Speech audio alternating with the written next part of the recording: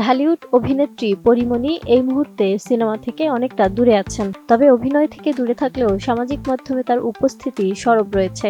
সামাজিক মাধ্যমে তার ভালো লাগা মন্দ লাগা সব তিনি তার ভক্ত অনুরাগীদের মাঝে শেয়ার করে নেন। সম্প্রতি অভিনেত্রীর জন্মদিন গেছে গত 24 অক্টোবর। সেই উপলক্ষে পরীমনি দেশের বাইরে জন্মদিন পালন শেষে দেশে ফিরেছেন। এবার বিদেশে প্রায় 10 দিনের জন্মদিন উদযাপন শেষে দেশে ফিরে অভিনেত্রী পরীমনি তার এই ভ্রমণ অভিজ্ঞতা নিয়ে সামাজিক যোগাযোগ মাধ্যমে একটি আবেগঘন পোস্ট দিয়েছেন।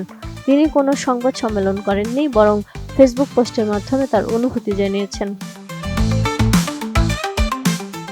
পরীমনি উল্লেখ করেন যে দেশের বাইরে এভাবে দীর্ঘ 10 দিনের জন্য জন্মদিন পালনের পরিকল্পনা এবারই প্রথম। এবার তিনি মালয়েশিয়াতে নিজের জন্মদিন পালন করেছেন বলে জানান। এই সফরে তার সঙ্গে ছিল তার ছেলে, ম্যানেজার ও তার বন্ধু শাওন সহ মোট 7 জন সঙ্গী ছিলেন পরীর সাথে। প্রাণ UHT মিল্ক, শুদ্ধতায় ও মমতায় সবসময় সেরা স্বাদে। নায়িকা জানান তারা এই ভ্রমণকে সত্যিই উপভোগ করতে চেয়েছিলেন, আর সে কারণেই সামাজিক যোগাযোগ মাধ্যমে তাৎক্ষণিকভাবে তেমন কোনো ছবি বা ভিডিও শেয়ার করেননি। তিনি এতটাই মগ্ন ছিলেন যে মালয়েশিয়ার সিম কার্ডও কেনেননি। তার ফেসবুক পোস্টে তার সঙ্গে থাকা সকল সঙ্গীদের প্রতি কৃতজ্ঞতা প্রকাশ করেন এবং বলেন, আমার জীবনে তোমাদের পেয়ে আমি অনেক খুশি, ভালোবাসি সকলকে। দেশে ফেরার পর তিনি জানান যে এখন থেকে একটু একটু করে সবার সাথে ভ্রমণের ছবি ও ভিডিও শেয়ার করবেন। তাছাড়াও দেশে ফিরে পরীমনি তার মালয়েশিয়া সফরকে একটি দারুণ ও স্মরণীয় অভিজ্ঞতা হিসেবে বর্ণনা করেছেন এবং সকলের প্রতি ভালোবাসা ও কৃতজ্ঞতা জানিয়েছেন।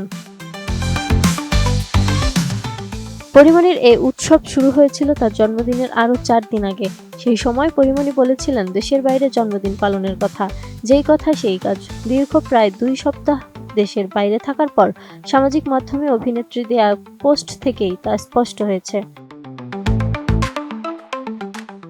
মালয়েশিয়ার লংকি আইল্যান্ডে সহকর্মীদের সঙ্গে নিয়ে জন্মদিনের কেক কাটেন 24 অক্টোবর। সেদিন অভিনেত্রী সামাজিক মাধ্যম ফেসবুকে নিজেকে শুভেচ্ছা জানানোর পাশাপাশি লিখেছিলেন, এ জীবন শুধু বেঁচে থাকার চেয়ে বাঁচা জীবন উদযাপন করাই শ্রেয়।